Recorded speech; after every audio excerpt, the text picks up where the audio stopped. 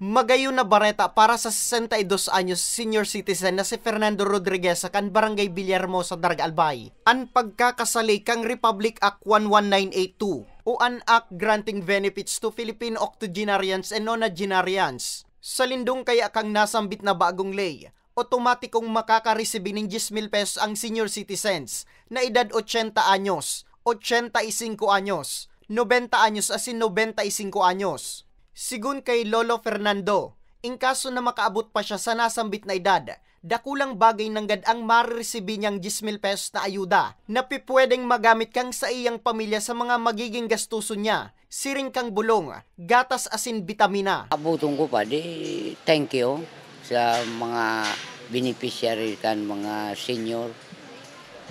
Dakulang bagay na taday na teka na matrabaho. Tataon na sana. Ang bagong ley ang nag-amyenda sa Republic Act No. 10868 o ang Centenarians Act of 2016 kung saan ang mga Pilipinong edad 100 o itong mga pig-apod na centenarians na ang natatawan ng insentibo na nagkakantidad sang 2,000 pesos.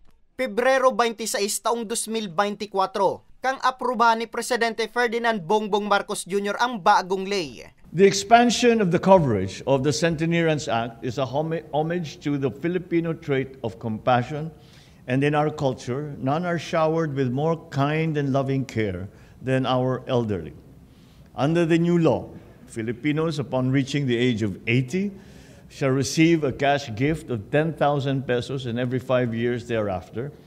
Para kay Ako Bicol Party List Representative Congressman Attorney Jill Bungalon, dakulang kagianan ng gadang pagkakapasar kang ley, urog na para sa kapos na mga lolo asin lolang kababayan. Arami po ang sendo pong naging ambag sa satuya pong nasyon, and that is why we are just giving back this gratification to all our senior citizens ng edad 80, 85, 90, and 95. And of course, huli ka ini, aminado si Regional Director Cynthia Ferdiz kang Philippine Statistic Authority Bicol.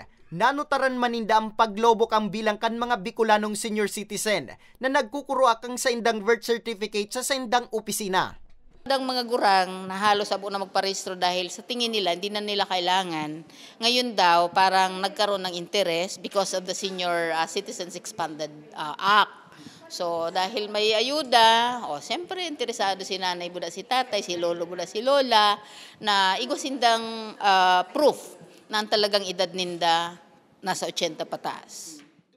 Mientras tanto, base sa 2020 census kang PSA Bicol, 538,124 o 538,124 ang kabilugang bilang kang senior citizen sa reyon na edad 60 pataas.